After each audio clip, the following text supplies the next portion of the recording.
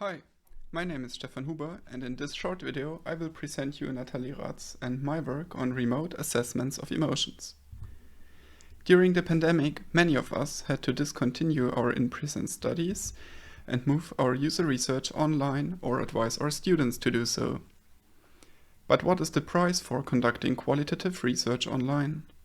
How are, for instance, interpretations of persons' emotions in face-to-face situations affected? Why focus on emotions, you might wonder?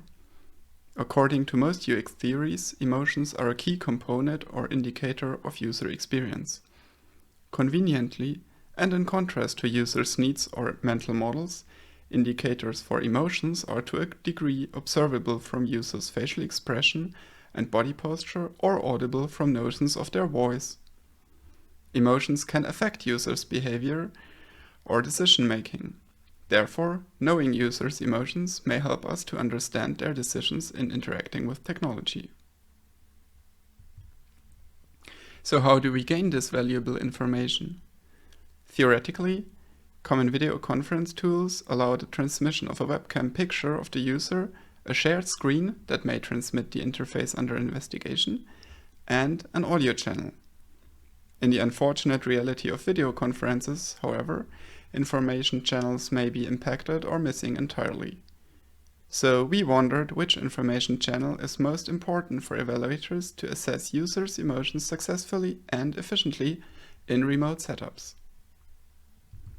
Our first hypothesis was that evaluators have the highest empathic accuracy when they have access to all three information channels that are user, the interface, and the sound. Our second hypothesis was that empathic accuracy is higher when evaluators can see the interface compared to a lack of that context information.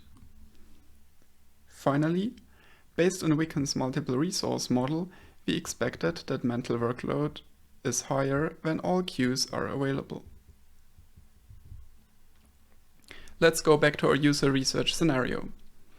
When trying to understand users' emotions, we take cues from a user's voice, their face, and body posture, as well as the way they interact with an interface. During this process, factors that always influence how accurately the researcher can understand the user's emotions are emotional expressivity of the user and the perceptual abilities of the researcher. However, in a remote setup, more factors are added that bias the researcher's impression of users' emotional experience. Those factors include differing light and noise conditions between the locations, as well as the hardware quality on both sides, a lossy data compression and connection stability. We conducted an online study where we tried to control as many of those factors as possible. To control the user side, we chose pre-recorded publicly available video material that displays human technology interaction. We instructed participants to ensure a stable data connection and use a large screen along with headphones when participating in the study. Lastly, we used the ICE test to measure their empathic abilities. We invited 55 student participants to take the role of an evaluator in an online study. They rated 30 videos of human technology interaction regarding the most prevalent emotion occurring in the video. Our stimulus material consisted mostly of gaming scenarios and human-robot interactions. The availability of the information channels user, sound, and interface was manipulated within participants in 6 combinations. Let's have a look at the results.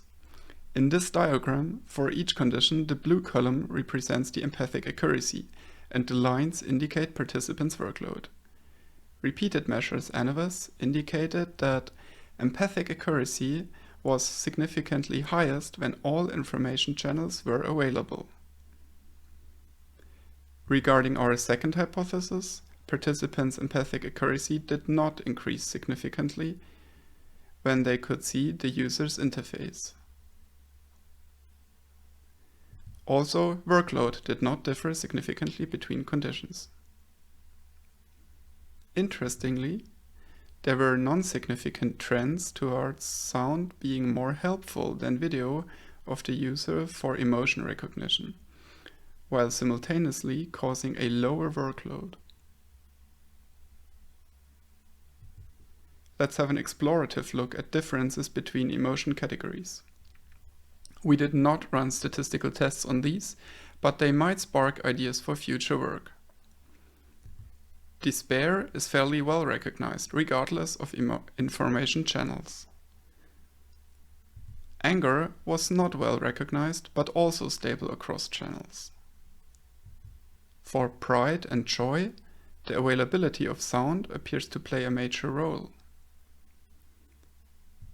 Fear, on the other hand, has a lower recognition rate when the user is not visible. Participants who only saw the face of the user in the videos without observable emotions rather dared to say so instead of wrongfully speculating on emotions. What are the takeaways? For practitioners, our advice is to maintain a high signal quality and to provide as many information channels as possible, as apparently there is no workload difference. We also recommend to not underestimate the role of sound.